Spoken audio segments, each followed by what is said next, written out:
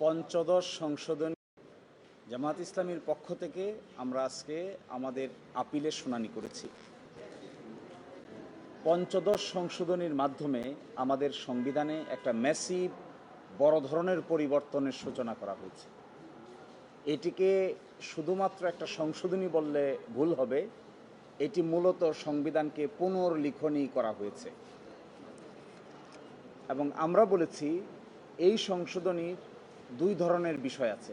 এক ধরনের বিষয় আছে নীতিকথা, fundamental principle of state policy বলে যাকে, এবং রাষ্ট্রের মৌলিক নীতিসমূহ, রাষ্ট্র পরিচালনার মৌলিক নীতি কী হবে, প্রস্তাবনায় কি থাকবে, অনুচ্ছেদ 8, 9, 10, 11, 12-তে কী থাকবে এবং 25-2-এ কী থাকবে। এগুলো মূলত নীতি নির্ধারণী ব্যাপার। আমরা বলেছি নীতি নির্ধারণী ব্যাপার যেগুলো, সেগুলো মূলত সংসদের দায়িত্ব হলো একটা প্রপার বিতর্ক করে সাংবিধানিক বিলের মাধ্যমে কোনটা অ্যাকসেপ্ট করবে কোনটা অ্যাকসেপ্ট করবে না, এই দায় দায়িত্ব পার্লামেন্টের। আদালত সেখানে হস্তক্ষেপ করা উচিত নয়। আদালত যদি সেই অংশে হস্তক্ষেপ করেন তাহলে সংসদের যে দায়িত্ব আছে আইন প্রণয়নের ক্ষমতা, এটি খর্ব করা হয়। ইংরেজিতে এটিকে বলা হয় separation of power theory.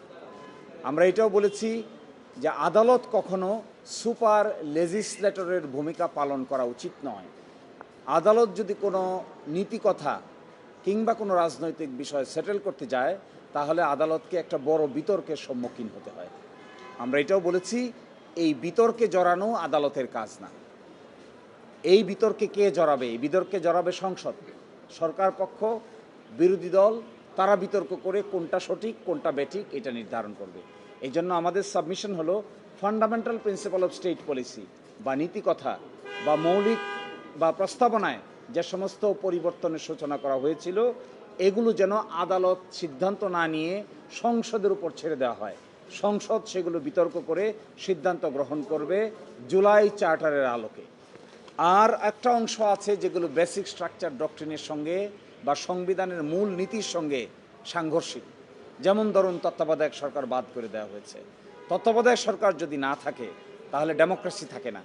Democracy না থাকলে সংবিধান, রাষ্ট্র, প্রতিযোগিতা সব কিছু ব্যাহত হয়। এই জন্য আমরা বলেছি যে সমস্ত বিষয় বেসিক স্ট্রাকচারের সঙ্গে সাংঘর্ষিক সেগুলোর ব্যাপারে উচ্চ আদালত যেন তার রায় প্রদান করেন। কিন্তু যেগুলো ব্যাপারে বেসিক স্ট্রাকচার ডক্ট্রিন নাই, বরং রাষ্ট্রের নীতিগত সিদ্ধান্তের ব্যাপার, সেগুলো যেন পার্লামেন্টের উপর ছেড়ে দেওয়া হয়। এই ক্ষেত্রে আমরা জুলাই চার্টার থেকে দেখিয়েছি সিরিয়াল নাম্বার 14 একটা রাজনৈতিক দল আছে, সিরিয়াল নাম্বার 21 বর্তমান সরকারি রাজনৈতিক দল, সিরিয়াল নম্বর 22 এবং 14 তারা বর্তমান বিরোধী দল। তারা যে সমস্ত বিষয়ে একমত পোষণ করেছেন জুলাই চার্টারে সেগুলো এক এক করে উল্লেখ করা আছে। সুতরাং এখন তাদের সামনে প্রশ্ন দাঁড়াবে নীতি কথাগুলো পার্লামেন্টে তাদের অতীত সিদ্ধান্তের আলোকে তারা কিভাবে গ্রহণ করবে। এটি নির্ভর করবে সংসদের পরিপূর্ণভাবে সংসদের কার্যক্রমের উপরে। এবং সংসদের কার্যক্রম ব্যাহত হয় এই ধরনের কোনো ফাইন্ডিংস কিংবা এই ধরনের কোনো সিদ্ধান্ত আদালতের নেওয়া ঠিক হবে না। যদি আদালত এ ধরনের কোনো সিদ্ধান্ত নেন যেখানে সংসদের কার্যক্রম ব্যাহত হয়, তাহলে এটাকে বলবে এনক্রোচমেন্ট অফ জুডিশিয়াল রিভিউ, অর্থাৎ বিচার বিভাগ আইনের বাইরে গিয়ে তার দায়িত্ব পালন করতে গেলে গণতন্ত্রে কিংবা রাষ্ট্রীয় সিস্টেমে 3 অর্গানের যে ব্যালেন্স, এই ব্যালেন্স বজায় রাখা সম্ভব হবে না। সেই জন্য ওই অংশটুকু পার্লামেন্টের উপর ছেড়ে দেওয়া উচিত, আর বাকি অংশটুকু যেটা বেসিক স্ট্রাকচার ডক্ট্রিনের সঙ্গে সাংঘর্ষিক, সেই অংশটুকুই শুধু আদালত সিদ্ধান্ত নেওয়া উচিত। এই মর্মে আমরা আমাদের বক্তব্য উপস্থাপন করেছি।